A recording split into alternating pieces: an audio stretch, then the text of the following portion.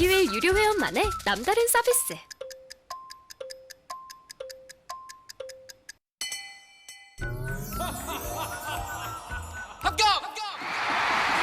합격하고 돈도 받는 혜택.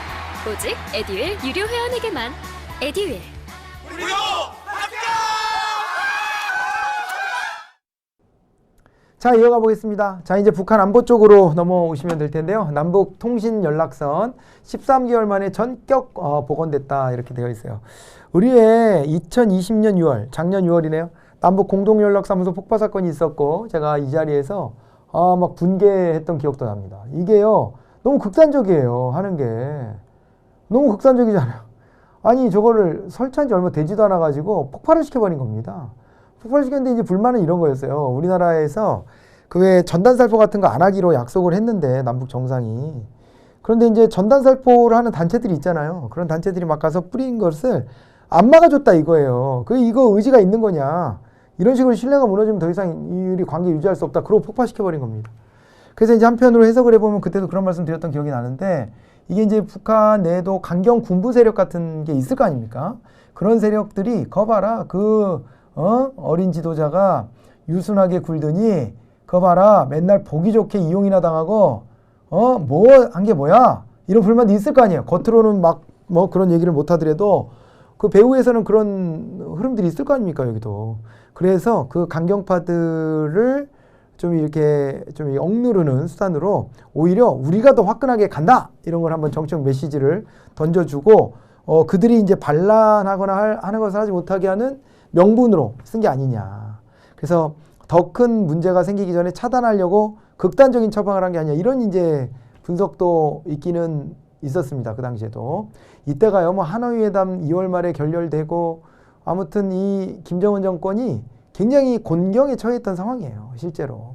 그런데 남한에서도 이 좀 어떻게 보면 사소하다면 사소한 부분이지만 그런 부분들을 차단 안 해주는 거에 대한 섭섭함도 있었을 것 같고, 그런 속에서 이제 불만이 누적되었고, 자기네들도 반대 세력이 있을 테니까 그거에 대한 진압도 좀 해야 되고, 그런 것들이 맞물려서 된 게 아니냐고 우리가 소설을 써보고 예측을 해보지만, 어찌됐거나 이거는 우리한테 엄청난 충격이었어요. 해도 너무한 거 아니냐. 이 건물을요, 한 큐에 그냥 박살을 내버리는 겁니다. 와, 이럴 수도 있나 싶은 정도였고요. 그랬습니다. 이게 남북관계 개선의 어떤 상징과 같은 것이었는데 이걸 이렇게 폭발시킨 거죠. 우리 입장에서도 화가 너무 많이 나고, 내부 정치적으로 봤을 때도 문재인 정부가 하고 있는 이 남북 관계 개선, 이 노력이 이거 너무 허무한 거 아니냐, 이거 재검토해야 되는 거 아니냐, 이런 주장이 실제로 있는 겁니다. 실제로 이런 주장이 있고, 그 속에서 우리 정부도 상당히 난감한 상황인 것은 또 매한가지입니다. 그럼에도 불구하고 이제 문재인 정부는 어떻게든 이 남북관계 개선 등의 이 평화 정책과 관련된 성과를 내고자 하는 의지가 분명한 것 같아요. 그래갖고 인내와 인내, 인고의 시간을 거쳐 이걸 계속 설득을 해가지고 13개월 만에 남과 북을 잇는 직통 연락선을 다시 복원을 한 거예요. 복원한 겁니다. 복원한 걸 놓고 봤을 때에도 아까 분석처럼 저걸 폭파했다 손 치지만은 이게 북한 정권도 지금 돌파구가 없어요. 미국하고 관계 개선을 해서 경제 제재를 풀지 않으면 방법이 없어요. 방법이 없고, 그래서 그걸 하고 싶어 하는 건 분명해 보이고, 남한을 지렛대로 활용하고 싶은 것 같기는 하고, 그런데 이제 미국하고 관계가 안 풀리니까 엄한 데다가 남한에다가 막 화풀이도 하고 이러는 것 같기도 해요. 그런데 이제 우리 정부가 이거를 이제 인내심을 가지고 계속 이제 버티고 가면서 명분을 자꾸 주는 거죠. 북한한테도 돌아올 수 있는. 그래가지고 돌아오게 만든 겁니다. 남한에서는 또 찬반이 있겠지만은 어쨌건 이게 다시 복원이 됐고요. 복원을 안 한다고 해도 우리도 대안도 잘 뾰족한 건 없어요. 북한하고 뭐 대립적 관계로 갈 수밖에 없는 건데, 그러면 이제 남는 옵션은 북한을 고사시키는 것밖에 없어요. 그러니까 북한이 경제적으로 망하거나 해서 정권이 뭐 소요 사태가 일어나서 무너지도록 하는 건데, 우리가 불안해하는 거는 그 과정에서 군사 옵션이 행사될까 봐. 이제 결국에는 내부의 문제를 해결할 때 외부의 적을 만드는 게 하나의 방법이기 때문에 미국 같은 데는 건드리지 못하고 남한하고 국지전 같은 걸 펼치거나 이런 식으로 뭔가 우리의 안보를 위협한다면은 우리의 경제도 힘들어지고 우리의 생활도 어려워지고 우리의 불안감도 증폭되고 그럴 거 아닙니까? 그런 부분들에 대한 걱정 이런 것도 있고 그리고 북한이 그렇게 경제적으로 폭망해가지고 이제 무너졌을 때 이게 그 이유가 그려지질 않는 거예요. 이후의 모습이. 북한의 새로운 정권이 들어설 텐데 그 지금 정권보다 나으리라는 보장도 없잖아요. 그러니까 지금 정권도 문제가 많다고 우리는 판단하지만 아프간의 탈레반이 들어서는 것처럼 북한에 어떤 세력이 들어설지를 알아요? 그리고 예를 들어 뭐 친중 세력 같은 게 들어서면 어떻게 할 겁니까? 그러면은 북한이 중국하고 가까워지면서 중국의 동북공정과 붙으면 또 어떻게 하죠? 그러니까 여러 가지 이게 너무 불확실한 거예요. 그렇게 관리가 안 되는 것은 우리한테 별로 좋은 옵션은 아닐 수가 있는 겁니다. 그래가지고 이제 이걸 잘 관리하자는 차원에서 자꾸 이렇게 노력을 하게 되는 거고요. 그런 건데 참 우리도 인내심의 한계는 있을 텐데 어찌됐거나 북한은 이렇게 벼랑 끝 전술로 항상 이렇게 나서는 게 그게 항상 좀 문제입니다. 우리가 이제 가장 크게 불만을 갖고 있는 부분이기도 하죠. 그런데 이번 조치가 바로 남북관계 본격적인 개선과 북미 대화의 복원으로 이어질 것인가? 이것은 불분명하다. 북한은요, 지난 2019년 2월 말 하노이 결렬 이후에 이제 한미 연합훈련 중단 등 대북적 대시 정책의 철회를 꾸준히 요구해 왔는데 한미 당국은 8월 초로 예정된 훈련을 실시해 버렸어요. 예. 그래가지고요, 실시 예정이다라고 돼 있지만 지금은 실시를 했어요. 실시를 해가지고 북한이 이것 때문에 또 이거를 끊겠다, 뭐 하겠다 막 또 하고 있죠. 사실은 북한 입장에서는 남한이 군사훈련하면 북한은 위협을 느끼는 건 사실이거든요. 근데 우리 입장에서는 그 정도의 옵션 하나는 또 쥐고 있어야 되는 거 아니냐라고 생각을 하는 거예요. 북한하고 한 손으로는 이렇게 평화를 같이 논의하더라도 다른 쪽으로는 뭔가 좀 이렇게 만약의 사태 대비하는 것도 해야지. 우리가 그것까지 안 하고 있으면은 우리 입장에서는 또 불안해지잖아요. 그러니까 우리는 이제 그렇게 판단하는데 북한 입장에서는 이제 이것까지 하지 말아달라는 거지. 북한은 이제 기름도 없고 이거 뭐 비행기 띄울 수도 없는데 남쪽에서 한미 군사훈련 같은 거 하면 그럼 결국엔 자기네들한테는 그게 위협이 돼서 아니 거기서는 우리를 못 믿을 거 아니에요. 그러니까 우리가 이제 비행기의 기술을 돌려서 자기네를 공격하면 속수무책으로 당할 수밖에 없다라는 불안감이 있는 거예요. 그렇기 때문에 우리가 군사훈련하면 자기네들도 그 준 비상사태에 돌입할 수밖에 없는데 그런 게 경제적인 어려움을 훨씬 더 가중시킨다고 보는 거예요. 그렇기 때문에 북한 입장에서는 또 한미 군사훈련 같은 거 하지 말아달라고 계속 요구를 하는 것이고 우리도 그걸 줄여주려고 노력은 하지만 다 없앨 수는 없잖아요 또. 그죠? 그런 이제 상황입니다 이게. 예, 그런 게 있고요. 그래서 요거는요 다른 주제에 이거 붙어 있는 것을 제가 좀 따왔어요. 이게 이제 한미 연합훈련은 지금 어떤 형태로 이루어지고 있나 요게 좀 나왔길래 요 주제에 같이 붙여서 이제 설명을 드리는데 한미 연합훈련이란 한국과 미국이 한반도에 발발 가능한 상황을 전제하고 전쟁 억제를 목적으로 하는 양국 연합훈련을 통칭하는 겁니다. 그런데 한미연합훈련은 을지 프리덤 가디언 하고요. 을지훈련이라고 보통 얘기를 하죠. 을지 프리덤 가디언이 있고요. UFG가 있고 키 리졸브 훈련이라는 게 있습니다. 키 리졸브 훈련. 그리고 독수리 연습 이렇게 세 가지로 시행이 됐는데 문재인 정부에서는 판문점 선언과 9.19 군사합의 등을 통해 한반도 평화 정착을 이제 노력하고 있지 않습니까? 이걸 위해서. 그래서 한미연합훈련 축소를 추진을 했죠. 이에 따라서 한반도의 우발상을 가정한 한미연합 군사훈련인 이제 을지훈련.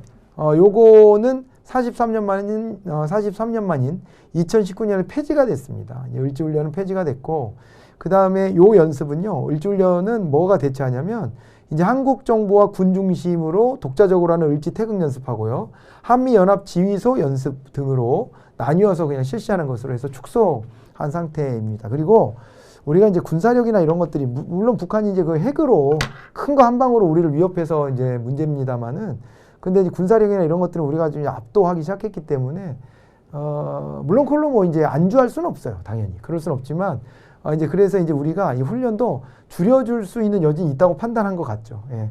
그런 이제 판단 속에서 을지훈련은 이렇게 축소를 했는데 나머지 것들은 좀 하고 있는 거죠. 이렇게 봐두시면 되겠고요. 자, 그 다음에 이제 문화 미디어 쪽으로 이제 건너가 보도록 하겠습니다. 문화 미디어 쪽으로 가보는데요. 자, 한국의 갯벌이 이제 세계유산이 됐다. 이렇게 나와 있습니다. 자, 이거 반가운 소식이네요. 우리나라 15번째 세계유산이 됐습니다. 멸종 위기종 철새를 비롯해 2150종의 생물이 살아가는 생물종의 보고, 한국의 갯벌이 이제 유네스코 세계유산에 등재가 됐습니다. 그렇게 되어 있는데요. 이제 갯벌이라는 표현도 이제 썼죠. 그래서 한국의 갯벌은 충남 서천, 그리고요 전북 고창, 그리고 그 다음에 전남 신안, 그리고 전남 보성 순천, 요 일대 네 곳에 있는 갯벌을 묶었다 이렇게 보시면 됩니다. 그리고 신안 갯벌이 1100제곱킬로미터로 가장 넓고 나머지 갯벌 면적은 각 60제곱킬로미터 안팎이고요. 모두 습지 보호지역으로 되어 있고 일부는 람사르 습지로 지정이 되어 있기도 하다 이렇게 보시면 됩니다. 대표적인데 뭐 이제 그 순천만 같은 데 있잖아요. 순천만. 대표적인 관광지고 가서 보면은요 정말 장관이더라고요. 예, 너무 좋았어요. 사람이 너무 많을 때 제가 한번 예전에 갔었는데 그때 갔었을 때도 너무 좋았어요. 저는 감동적이었어요. 그 장면이. 그랬는데 이런 데들이 이제 세계 유산이 됐다. 이렇게 보시면 됩니다. 그리고요 요 갯벌 자체 이렇게 묶였는데 요거를 얘기하다 보면 좀 아쉬운 게 있죠. 사실은 세계 3대 갯벌이라 불렸었던 새만금 지구를 우리가 90년대 이제 개발 광풍 속에서 잃어버리게 된 거죠. 어떻게 보면. 그 갯벌을 다 메꿔갖고 새만금 사업을 해버린 거 아닙니까? 그래가지고 지금은 그 사용처도 참 이게 마땅치 않은 이 형태로 새만금이 지금은요 그냥 드라이브 코스로는 한번 가볼만 하더라고요. 근데 그런 그 드라이브 코스를 만들자고 그 밑에 있는 천혜의 갯벌을 없애버렸다는 것은 좀 아쉬운 부분도 있죠. 아쉬운 부분도 있는데 어쨌거나 뭐 그거는 이제 잘 활용해야 되고 지나간 일이니까 남아있는 갯벌도 많습니다. 우리나라는 이제 갯벌이 많은 게 리아스식 해안 그리고 동고서저 지형 때문에 갯벌이 형성되는 거잖아요. 아시죠? 리아스식 해안이라는 것은 우리나라 이제 서해안이 리아스식 해안입니다. 동해안은 융기해안이고 동해안은 이렇게 땅이 밀어 올리는 융기작용에 의해서 이렇게 튀어 올라간 거고요. 그 다음에 이제 서해안은 원래 여기 육지였죠. 육지였던 데에 해수면이 상승하면서 간빙기 때 해수면이 상승하면서 여기에 물이 차들어와 가지고 그래서 여기가 산의 중턱 같은 데가 해안선이 돼버린 거예요. 그러다 보니 리아스식 해안이라는 이런 이름이 붙어 있고 그리고 우리나라 강들이요. 요게 이제 서해 쪽으로 다 갑니다. 우리나라는 동고서저 지형이에요. 동고서저 지형. 동쪽에 이제 융기 해안이 만들어졌다는 거, 융기 작용이 있었다는 거잖아요. 그래서 이제 특히 태백산맥 같은 걸 좀 떠올려 보시면 되죠. 백두대간. 그 중에서 태백산맥 같은 건 동쪽으로 이렇게 치우쳐 있어요. 그래갖고 동해안이 이렇게 있잖아요. 동해안이. 동해안이 이렇게 있고, 동해안이 이렇게 있고요. 그 다음에 여기에 이제 서해안이 있을 텐데, 강물을 놓고 보면은요, 여기에 이제 비가 오잖아요. 그러면요, 여기에는 작은 천밖에 안 생기겠지만, 동쪽으로는 서쪽으로 이렇게 완만하게 쭉 타고 오면서 서쪽으로 흘러가는 거예요. 서쪽으로 흘러가게 되고, 우리 큰 강은 다 서쪽을, 대부분의 큰 강들은 서쪽을 향해 가고 있잖아요. 한강을 비롯해서. 서쪽으로 가고 있는데, 이게 이제, 침식과 그 다음에 퇴적작용을 할 거 아닙니까? 침식과 퇴적작용을 하는데, 침식과 퇴적작용을 할 때, 가면 갈수록 더 작은 알갱이가 이제 형성되는 거예요. 그래갖고, 큰 알갱이들이 이렇게 해가지고, 이게 상류에는 뭐 선상지 같은 게 이렇게 만들어져요. 부채꼴 모양의. 그렇게 만들어지고, 중류 지역에서는 이제 범람 하천 같은 것들이 있어가지고요. 여기에 습지 같은 것들, 배후 습지 같은 것들도 만들어지고 그렇게 하죠. 그런데 자연재방 같은 것들이 이렇게 또 쌓이고요. 그런 게 되고, 그다음 하류 쪽으로 오게 되면 여기는 유속이 굉장히 느려집니다. 여기 이제 바다가 이렇게 있기 때문에 바다로 이렇게 들어갈 때 유속이 굉장히 느려지면서 여기에서는 이제 아주 작은 이제 알갱이들이 쌓이게 되는 거죠. 기왕에 색깔 쓰는 거니까 여기에 이렇게 알갱이들이 이런 게 막 쌓일 거 아니에요. 근데 가면 갈수록 알갱이들이 이렇게 퇴적될 때 처음에는 굵은 알갱이들이 쌓였다면 나중에는 작은 알갱이들이 쌓여갖고 여기는 이렇게 아주 세밀한 것들이 쌓이는 거죠. 쌓이고요. 이게 또 조수간만의 차가 있기 때문에 서해안, 요게 이제 수심이 낮잖아요. 원래 육지였던 데가 바다로 채워진 거니까. 그래갖고 조수간만의 차가 있어서 이게 이렇게 밀물 때 이렇게 들어왔다가 여기에서 이렇게 쌓아놓은 알갱이들을요, 싹 가지고, 썰물 때 가지고 나가서 바다에다 쌓는 거예요.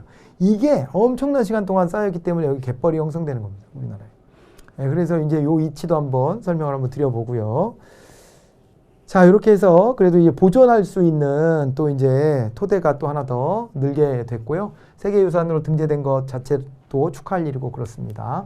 자, 남사르 습지라고 하는 게 나왔는데 이건 이제 생물 지리학적 특징이 있거나 희귀 동식물의 서식지로서 보호할 만한 가치가 있다고 판단되어 람사르 협약에 의해서 지정된 습지를 말하는데 람사르 협약에 의해서 지정된 습지입니다. 근데 이제 람사르 회의도 이제 돌아가면서 개최도 하고 그러는데 람사르도 이란에 있는 지명 이름이에요. 네, 그래갖고 거기에서 이제 회의를 열고 이제 람사르 이제 그 협약을 맺고 이렇게 됐던 거죠.